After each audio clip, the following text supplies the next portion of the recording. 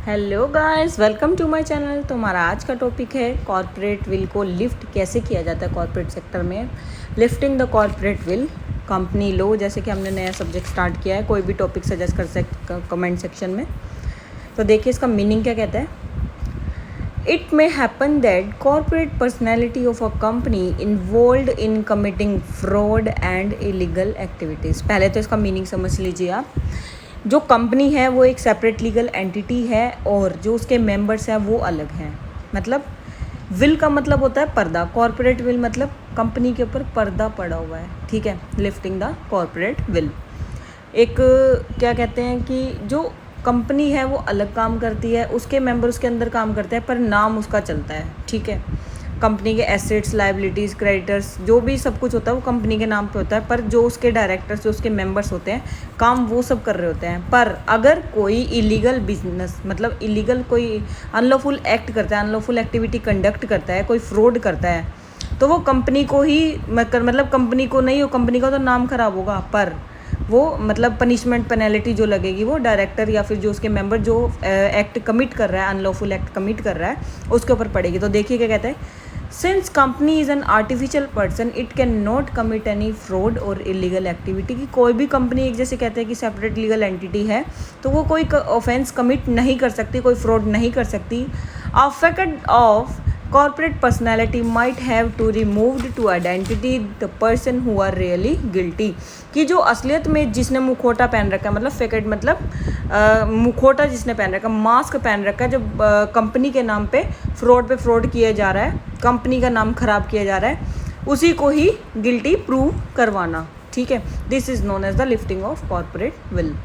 The court will break through the corporate veil, मतलब corporate shell मतलब एक क्या कहते हैं, एक परत कह लो, जिसमें एक प्रोटेक्शन की वो बता सकते हैं, तो कोर्ट उसको ब्रेक भी कर सकती है। And apply principle of what is known as lifting of corporate veil. Lifting of corporate veil के जो प्रिंसिपल्स हैं वहाँ पर अप्लाई हो सकते हैं और कोर्ट उस शेल को, कॉर्पोरेट शेल को ब्रेक कर सकती है। उसके बेसिस पे उसके अंदर हमारे पास फॉलोइंग सर्कमस्टेंसेस भी हैं।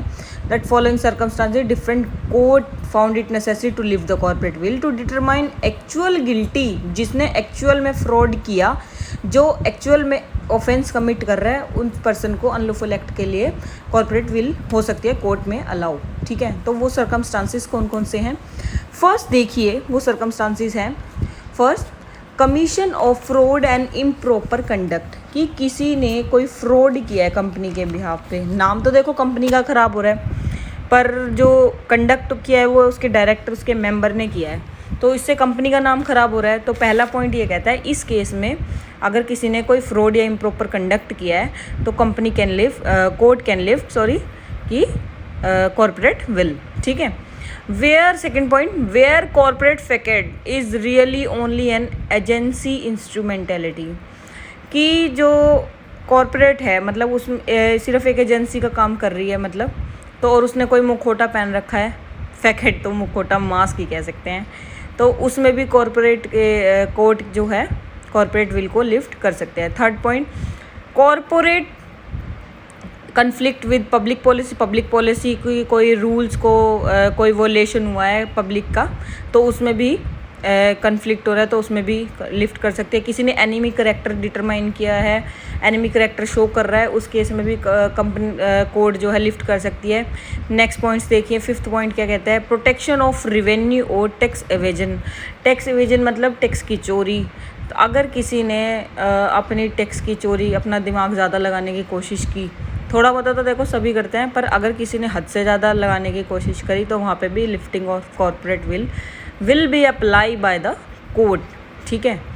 Avoidance of welfare legislation, welfare के नाम पे कोई ऐसे काम कर रहा था, उस केस में भी कॉर्पोरेट विल को हटाया जा सकता है, कि वो कंपनी सेपरेट लीगल एंटिटी है, उसके बिहाफ पे कोई गलत काम नहीं कर सकते। लास्ट पॉइंट क्या कहता है, जस्ट एंड इनइक्विटेबल पर्पसेस, कि अगर किसी ने अनजस्ट मतलब किसी ने ना गलत, मतलब ही गलत ही हो गया एक तरीके से, अनजस्ट किया है, इनइक्विटेबल कोई कंडक्ट किया है, कोई काम किया है, या फिर कोई गलत पर्पस से कोई काम किया है, तो उसमें भी कॉर्पोरेट विल को कोर्ट लिफ्ट कर सकती है। So thank you guys, thanks for watching my video, and please like, share and subscribe my channel. Thank you.